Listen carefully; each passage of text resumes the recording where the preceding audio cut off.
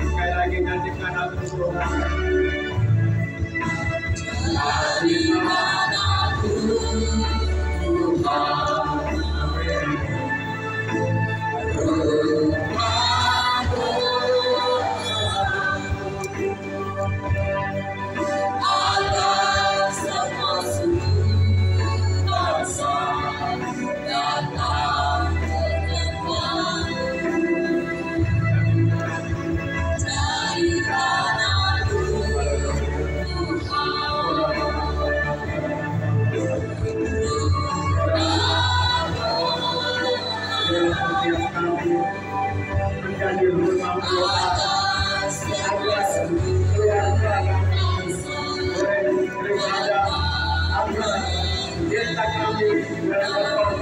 Agar bangsa-bangsa boleh menyembah Tuhan Yesus Kristus.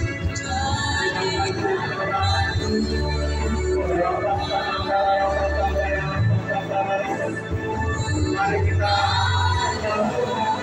Mari berdoa.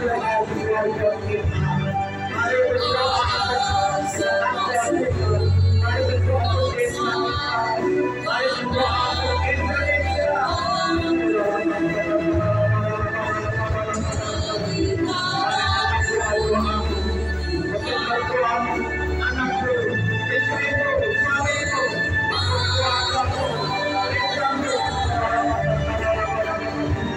Indonesia.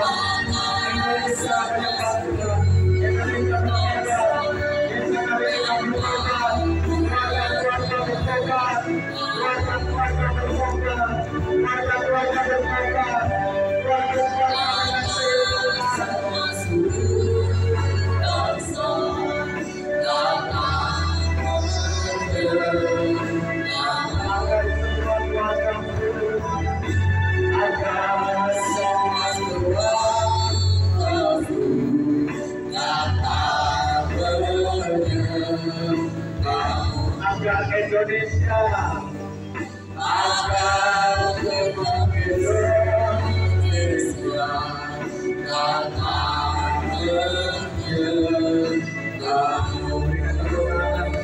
desa-desa, kota-kota, gedung-gedung, lembah-lembah, mereka menuju Tuhan, mereka beribadah kepada Tuhan. Inilah doa-doa kami, doa umat Tuhan. Pakai setiap kami menjadi tiang-tiang doa dalam nama Yesus. Di dalam nama Yesus, Tuhan kami mau hadir setiap doa Senin malam di tempat ini, berdoa untuk bangsa kami, berdoa untuk Indonesia, berdoa untuk desa kami, bahkan keluarga kami. Terima kasih Bapak. Kami siap mendengarkan firman-Mu. Dalam nama Tuhan Yesus Kristus yang percaya katakan amin. Amin. Silakan duduk. Halo. Saya mengundang yang paling belakang boleh pindah ke depan, masih ada kursi ya, supaya saudara tidak terganggu keluar masuk kalau ada orang yang keluar masuk. Nah, saya harap juga jemaat untuk tenang ya, untuk tidak keluar masuk ya. Kecuali kalau emang sakit, ya saya nggak bisa melarang ya. Belajarlah untuk selesai sampai ibadah kita doa berkat. Nah, hari ini masih di bulan Juli, yaitu masalah tentang keuangan. Hari ini saya mau kasih tema yaitu cara memberi yang diberkati Tuhan.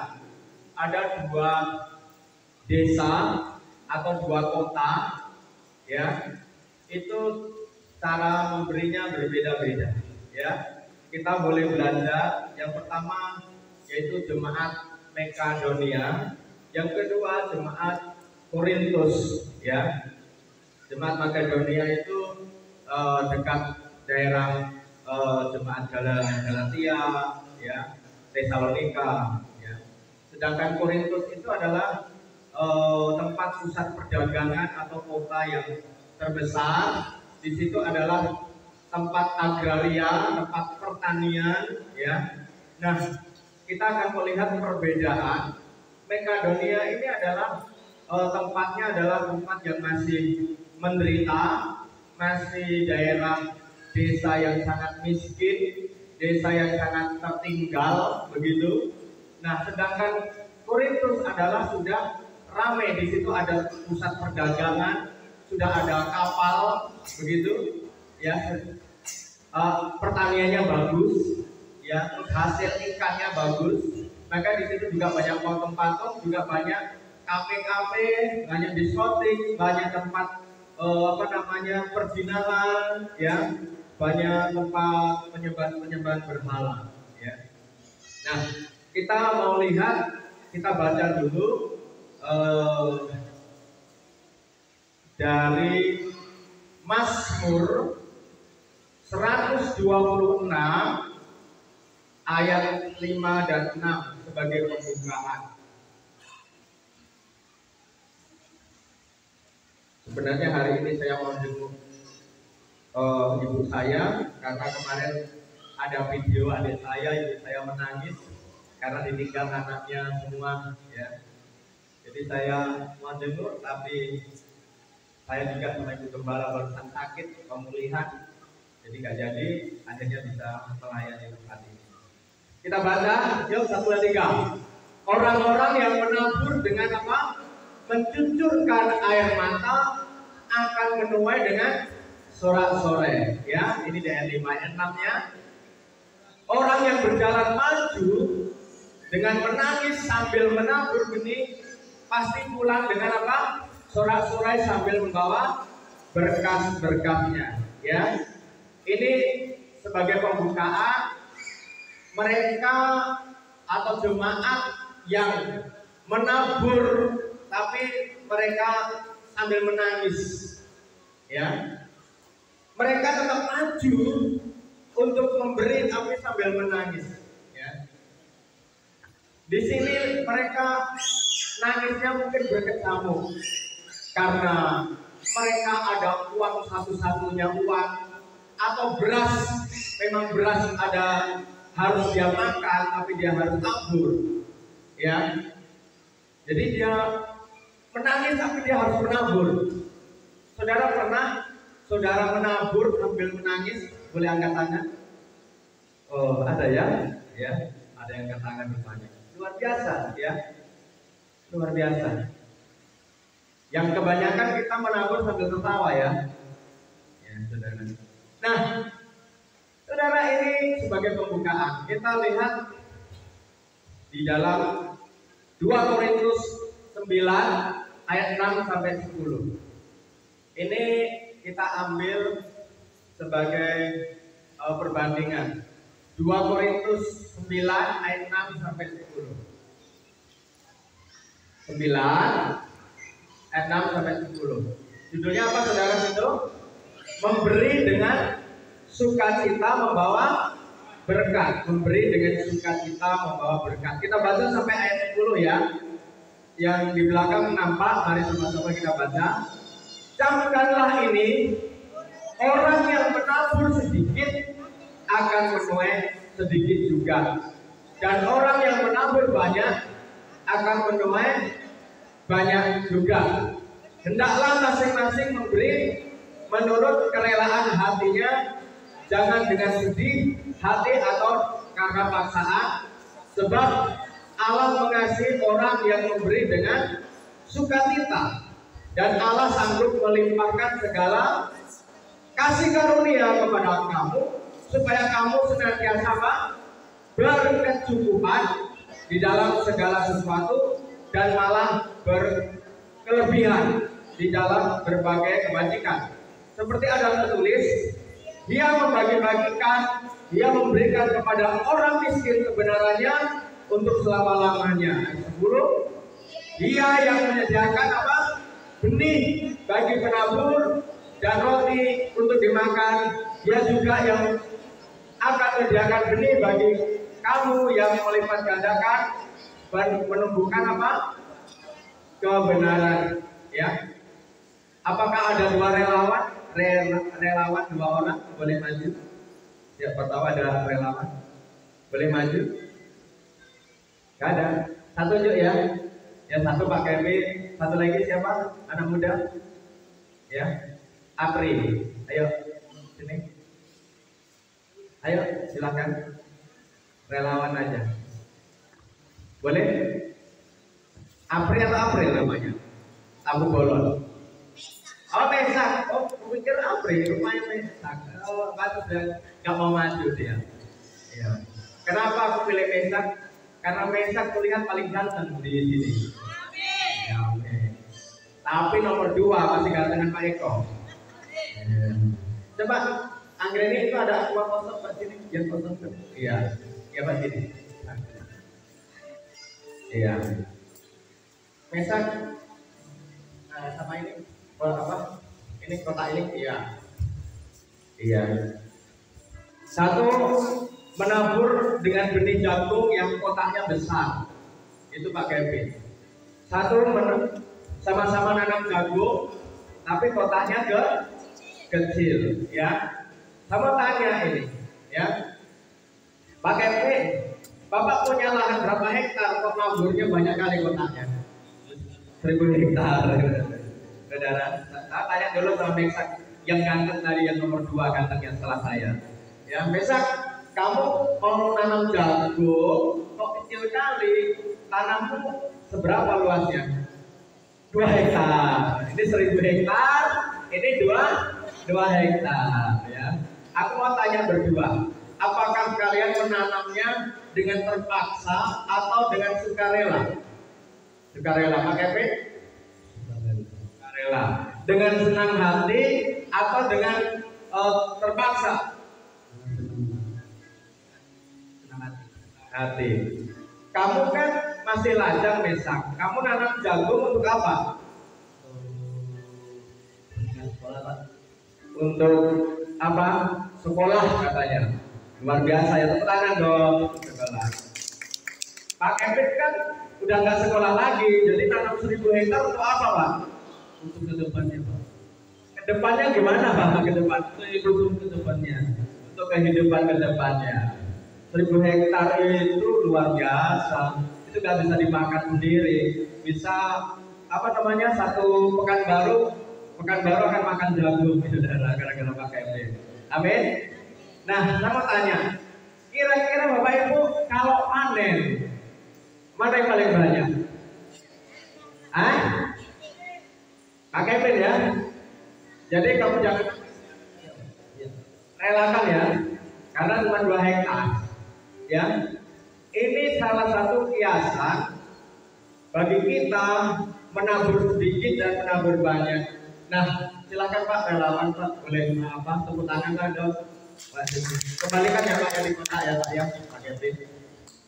Ini sebagai contoh, semuanya senang hati, semuanya gembira, tidak ada paksaan. Tetapi yang membedakan adalah yang satu 1000 hektar kotak besar, yang satu kotak kecil cuma 2 hektar. Ya.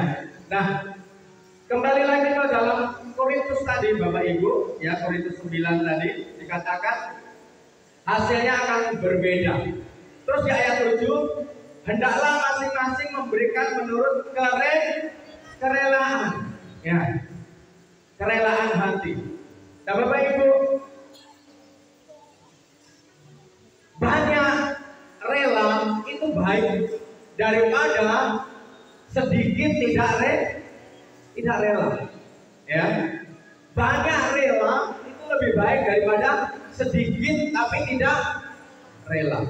Ya, kerelaan ini penting. Ya, kerelaan ini penting. Selanjutnya di ayat ke-8, dan Allah sanggup melimpahkan segala kasih karunia kepada kamu, supaya kamu senantiasa berkecukupan di dalam segala sesuatu dan malah berkelebihan di dalam segala kebajikan. Ini doa Paulus. Doa Paulus kepada jemaat Korintus. Jemaat Korintus adalah jemaat yang sangat kaya, ya. Ini ciri-cirinya saya catat, Bapak boleh lihat juga, tanya di Google atau di YouTube. Ini yang saya cari.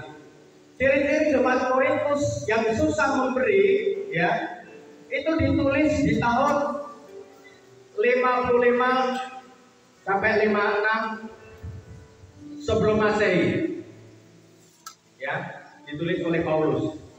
Jemaat ini sibuk tentang karunia Roh Kudus. Saudara boleh lihat di Korintus itu tentang bagaimana menyembuhkan yang sakit, berbahasa roh, menafsirkan bahasa roh. Pokoknya sibuk masalah begitu, masalah karunia-karunia. Terus yang ketiga, ciri-ciri jemaat Korintus adalah dangkal rohaninya. Kenapa dangkal? Menurut penghematan saya tidak seperti itu. Karena kalau perbandingan nanti kita lihat ciri-ciri di Makedonia. Makedonia itu Paulus masuk ke Makedonia hanya beberapa hari. Kamu tanya, kalau beberapa hari itu cukup nggak 1 bulan? Halo, kalau beberapa hari cukup nggak 1 bulan? Nggak cukup. Kalau 1 bulan dia pasti ditulis akan 1 bulan. Sedangkan ibu-ibu di Korintus, Paulus itu memberitakan Injil di Korintus selama 18 bulan. 18 bulan itu berapa tahun? 1 tahun setengah. Ya. Gereja IGSD kemarin ulang tahun yang keberapa? 18 atau berapa guys? 18 kan? 18 tahun kita seharusnya jemaat kita dan kita wajib atau dituntut jadi jemaat yang sudah dewasa. Kenapa? Sudah umur 18 tahun. Nah, Korintus itu adalah sudah 18 bulan hasil penginjilannya Paulus. Sedangkan Makedonia cuma beberapa hari, artinya belum sampai sebulan. Ya, tapi kita lihat Korintus dulu. Jadi jemaatnya itu dangkal rohaninya. Terus berpikirnya cetek. Tahu cetek, saudara? Berpikirnya manusia, karena dia adalah memiliki ciri khas bisnis, pedagang. Waduh, ya. Kenapa ya Paulus ini kok ngajarkan harus memberi? Ini ditulis ceritanya begini. Waktu itu jemaat Yerusalem dan jemaat Yerusalem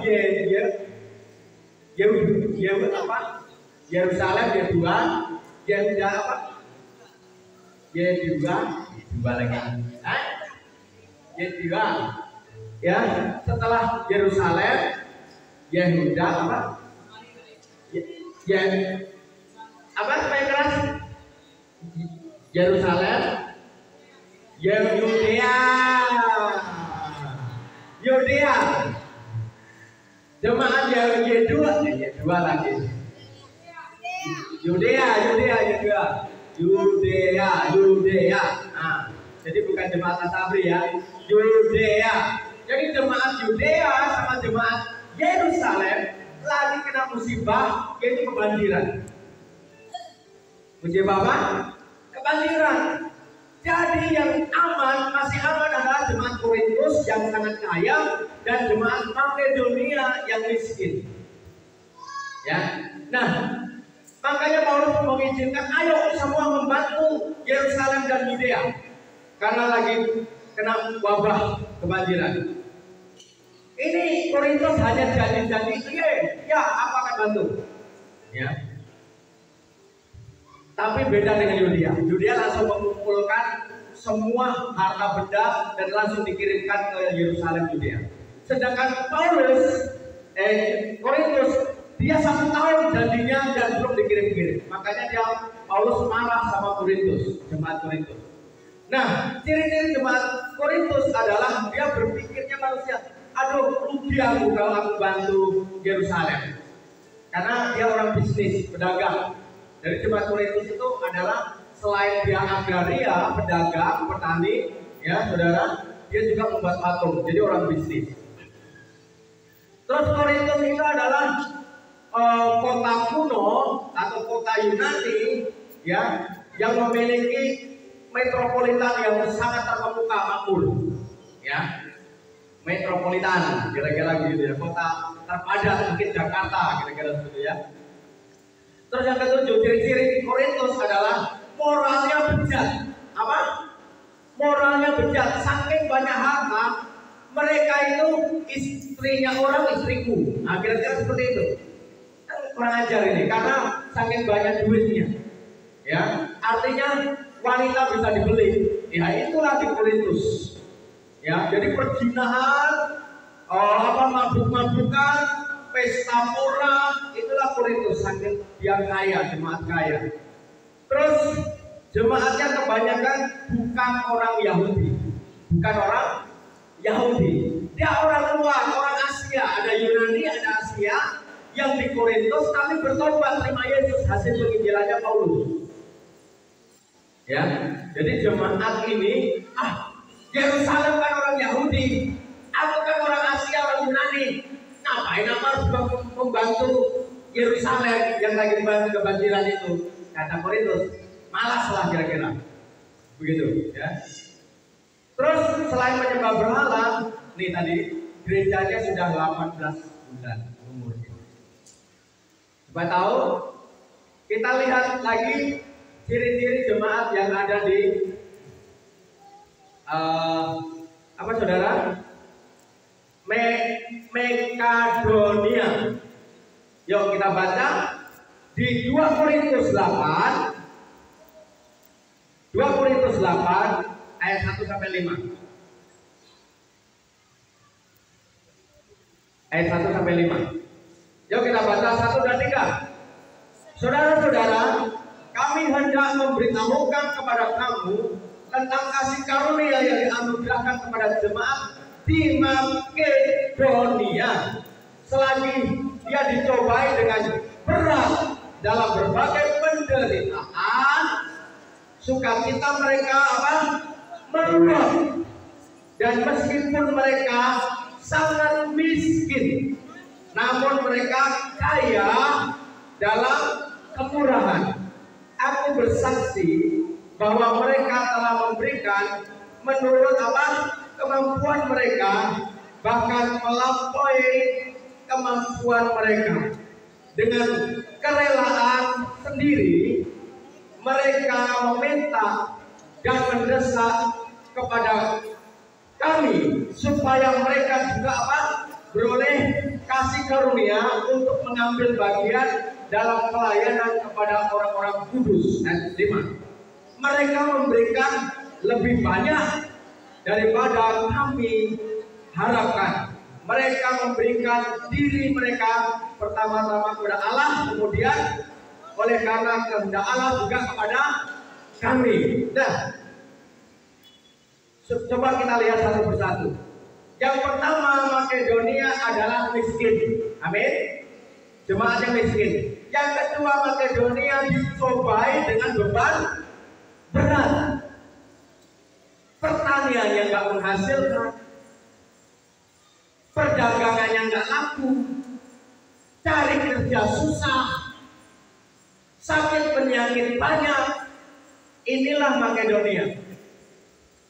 Tetapi di ayat 3 boleh kita lihat, aku bersaksi bahwa mereka telah memberikan menurut kemampuan mereka, bahkan melampaui kemampuan mereka. Bapak Ibu, siapa di sini tadi yang ke gereja biasa mampir ke warung untuk tukar uang? Angkat tangan, ya. Kalau ke warung tukar uangnya begini bagus. Pak, tukar uang Pak, ini uangku 2.000, tolong tukar, aku mau persembahan, tukarin 100.000. Nah itu bagus.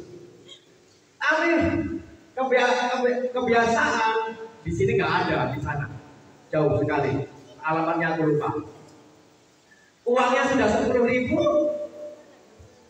dibeli jajan, tukar lagi. Sudah ditukarin 2.000, minta yang 1.000-an lagi. Ya, Bapak Ibu, boleh nggak kita memberikan persembahan 1.000? Boleh nggak kita memberikan persembahan 1.000? Boleh nggak kita memberikan persembahan 2.000? Boleh nggak kita memberikan persembahan 500?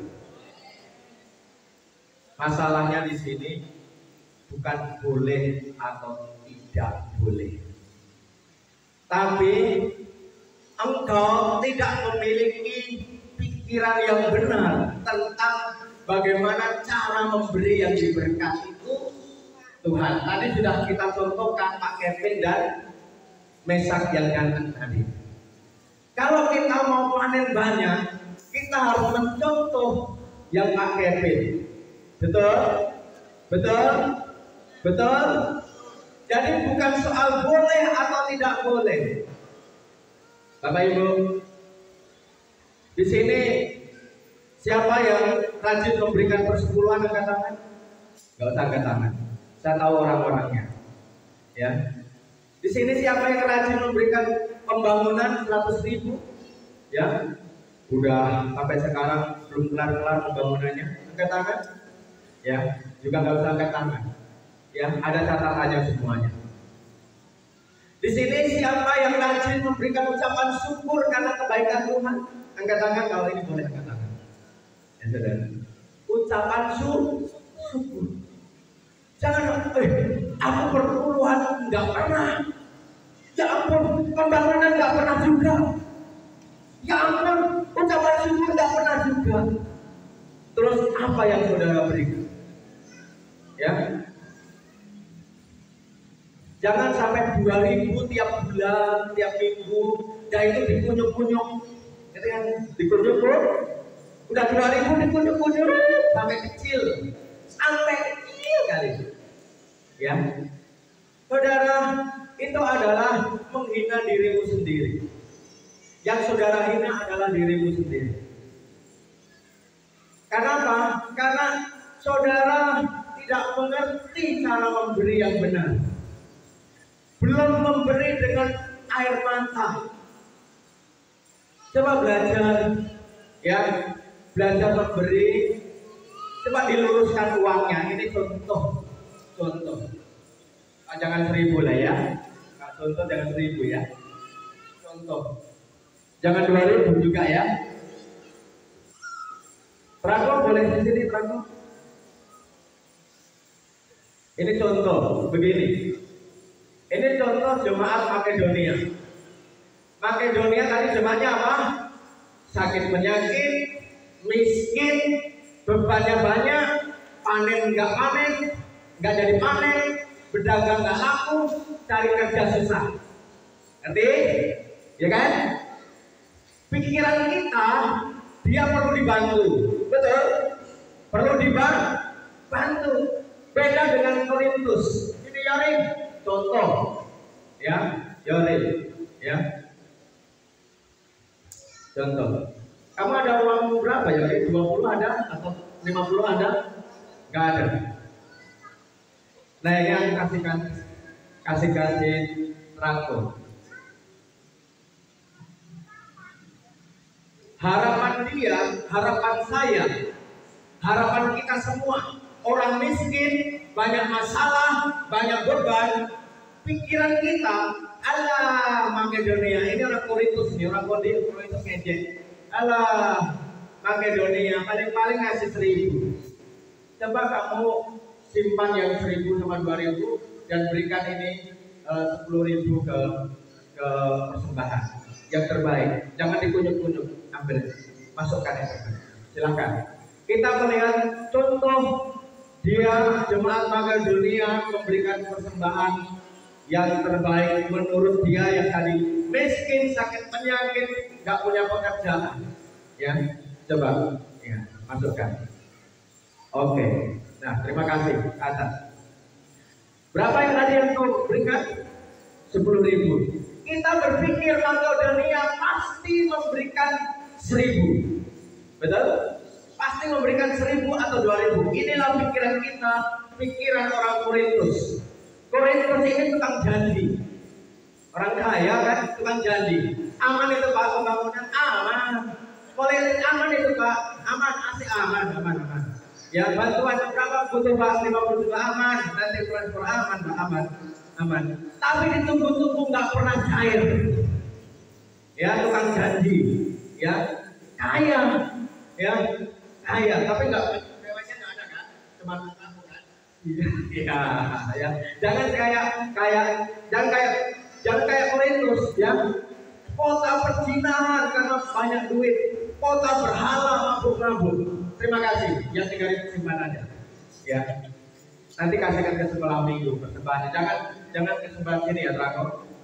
Kalau 1.000 dan 2.000, belajarlah kasihkan persembahan ke sekolah minggu. Amin atau amin Bapak Ibu? Ya. Ini cara pandang kita diberkati Tuhan ketika engkau menghargai dirimu sendiri. Kalau dipunyuk-punyuk, saudara, ya, saudara nggak menghargai dirimu sendiri. Lipat dengan rapi, kalau perlu digosok dengan setrika, begitu. Jadi bendaharanya nggak stres, ngasih ke apa itu, menghitung duit itu nggak stres. Udah 1.000 dibuka putus, saking dikunyah-kunyah. Ya, kemarin Pak Wandri melihat, coba lihat persembahannya, bongkar. Wah, nggak berhasil khotbahku, karena semuanya ngasih 2.000. Ya, 5.000, 10.000 bisa dihitung, nggak nyampe 10 orang. Nah, kenapa? Kita semuanya orang kerja, Bapak Ibu. Orang yang bekerja, ukuran memberi yang paling sedikit adalah 10%. Ukuran memberi paling sedikit. Kenapa 10%? 10% itu paling minimal, ya. Nah, itu Bapak Ibu, ciri-ciri jemaat Makedonia. Kita berharap persembahan Makedonia orang miskin paling 1.000, 2.000, rupanya mampu memberikan 10.000, Bapak Ibu. Mampu memberikan 10.000. Nah, kita belajar itu Bapak Ibu. Bukan soal boleh atau nggak boleh. Belajarlah memberikan persembahan seperti janda. Karena janda sampai keluar air mata. Karena dia cari di bantalnya, nggak ada. Dia cari di dompetnya, nggak ada. Dia cari di kasurnya, nggak ada. Dia cari di lacinya, cuman ada 2.000. Semua nggak ada. Sudah dia cari di ruang tamu, di dapur, di dompet, di mana-mana nggak ada. Yang ada cuma 2.000. Dia adalah persembahan yang paling besar. Karena cuma 2.000 yang ada. Tapi cek ketika kita memberikan persembahan, di dompetmu ada berapa? Ya, adakah 50-an, adakah 100.000-an, adakah 20.000-an, adakah 2.000-an? Ketika engkau memberikan persembahan, itulah dirimu yang sesungguhnya. Itulah imanmu yang sesungguhnya. Bapak Ibu, bukan nggak boleh memberikan 1.000 atau 2.000, tetapi seperti apa imanmu di hadapan Tuhan? Apakah engkau samakan dengan tukang parkir di sana Tuhan yang kau cintai, Tuhan yang memberkati engkau? Mari sama-sama bertobat termasuk saya. Amin. Ya, kita semuanya bertobat. Ini salah satu contoh. Kita baca di dalam Kisah Para Rasul 16. Kisah Para Rasul 16 ayat 4 sampai 12. Masih contoh jemaat Makedonia. Yuk, supaya saudara jelas. Paulus menyeberang ke Makedonia. Yuk kita baca ayat 4 sampai 12. 1 dan 3. Dalam perjalanan keliling dari kota ke kota, Paulus dan Silas menyampaikan keputusan-keputusan yang diambil para rasul dan para penatua di Yerusalem dengan pesan supaya jemaat-jemaat menurutinya. Demikianlah jemaat-jemaat diteguhkan dalam iman, dan makin lama makin bertambah besar jumlahnya. Mereka melintasi tanah Pirgia dan tanah Galilea karena Roh Kudus mencegah mereka untuk memberitakan Injil di Asia.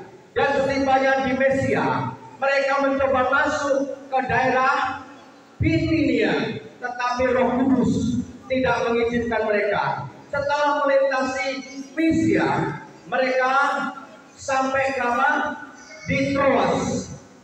Pada malam harinya tampaklah oleh Paulus suatu penglihatan. Ada seorang Makedonia berdiri di situ dan berseru kepadanya, katanya, menyeberanglah kemari dan tolonglah kami. Setelah Paulus melihat penglihatan itu, segeralah kami mencari kesempatan untuk berangkat ke mana? Makedonia. Karena dari penglihatan itu, kami menarik kesimpulan bahwa Allah telah memanggil kami untuk memberitakan Injil kepada orang-orang di sana. Lalu kami bertolak dari Troas dan langsung berlayar ke Samotroke, dan keesokan harinya tibalah kami di Neapolis, dan di situ kami ke Filipi, kota pertama di bagian Makedonia. Ini suatu kota perantauan orang Roma. Di kota ini kami tinggal apa?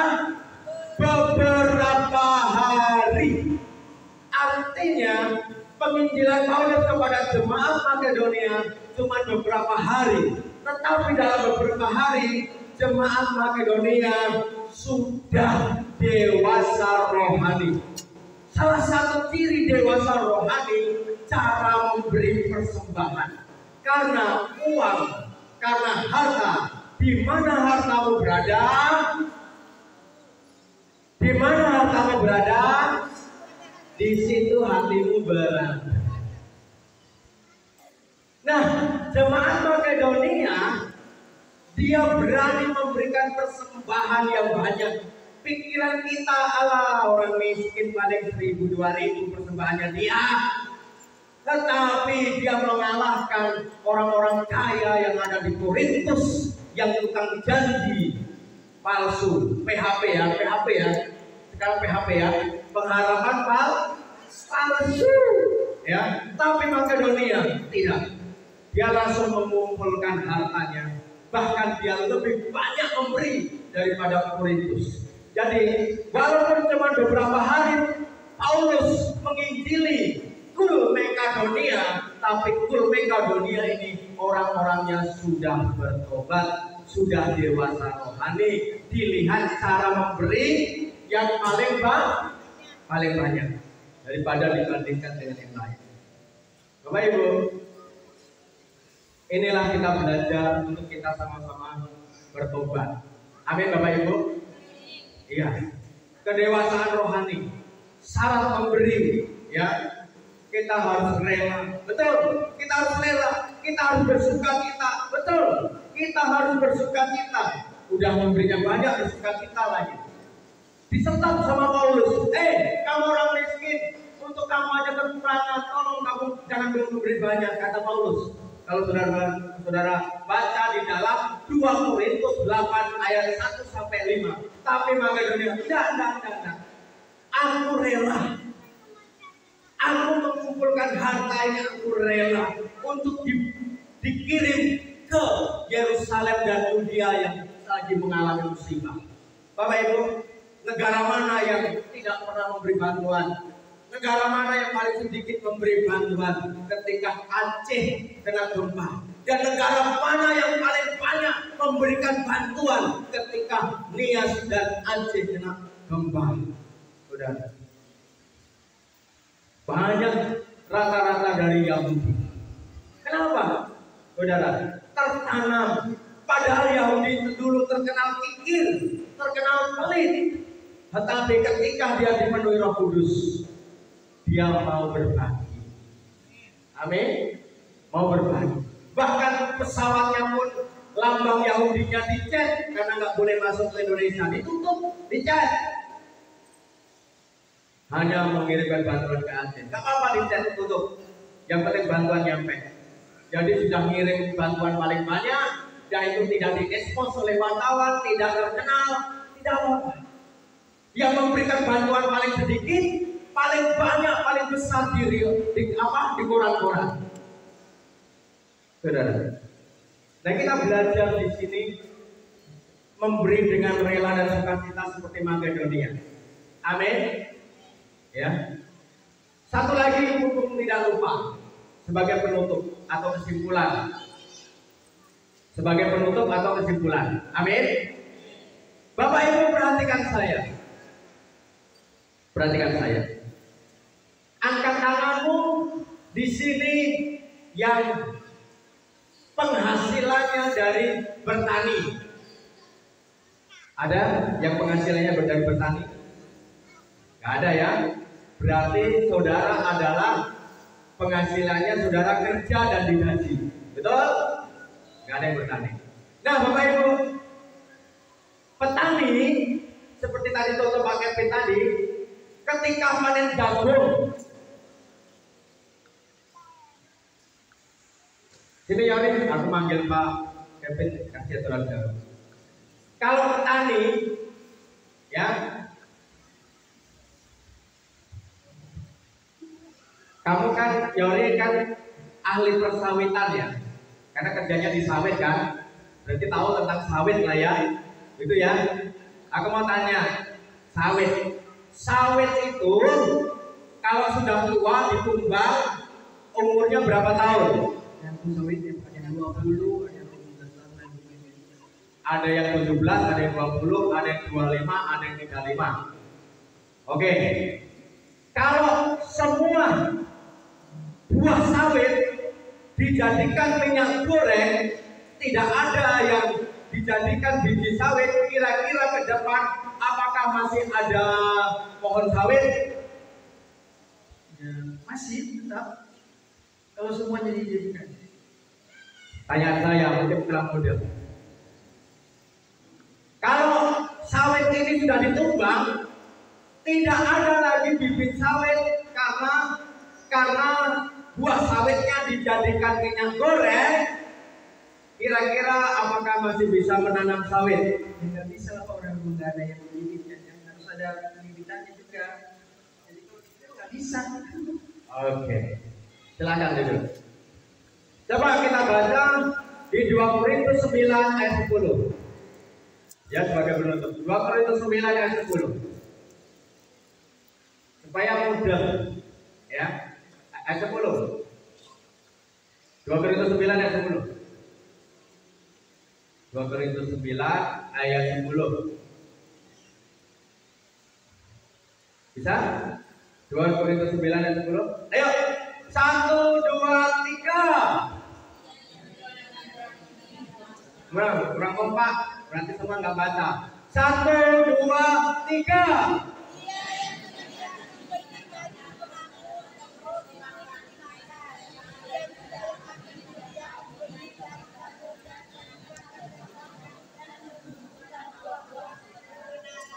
Amin.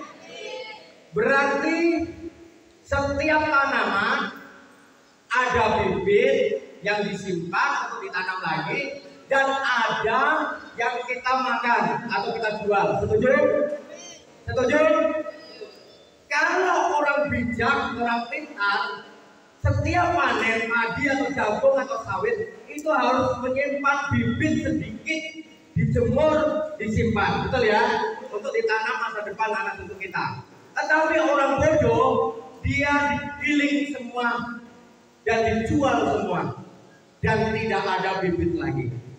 Mengerti? Ini petani. Sekarang yang karyawan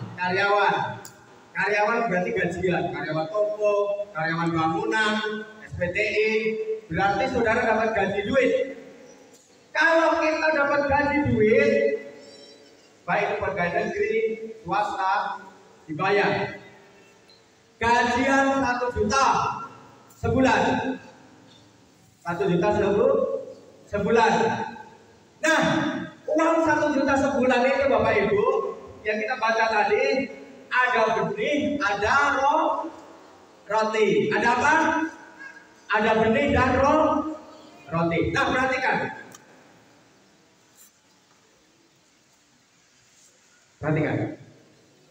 Belajar menyisihkan benih. Sisih sama sisa beda atau sama? Lagi, sisa sama sisih beda atau sama? Sisih itu begini. Contoh, saya gajian 1 juta. buka amplopnya. Amplop gajian 1 juta. Ini sisih ya. Saudara keluarin 1 juta. Berarti untuk persembahanmu, ya, perpuluhan, ucapan syukur atau pembangunan, saudara sisihkan, ambil 150.000, terserah saudara mau berapa, atau 200 atau 100, itu disisihkan. Baru tabungan 50.000 atau 100.000, sisihkan. Apalagi baru kredit rumah, kredit mobil, kredit Honda, kredit kereta api, kredit tanah, ya kan? Ambil, sisihkan.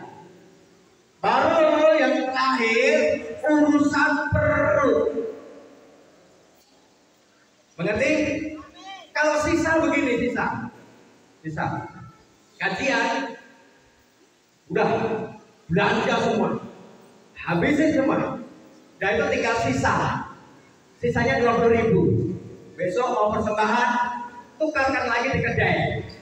Tukar. Udah 20 sisanya, tukar lagi di kedai. Ya kan? Ditukar dapat 5.000. Minta 1.000-an lagi. Itu sisa. Itu saudara tidak menghargai Tuhan. Saudara menghina dirimu sendiri. Itu ciri-ciri kita tidak diberkati Tuhan.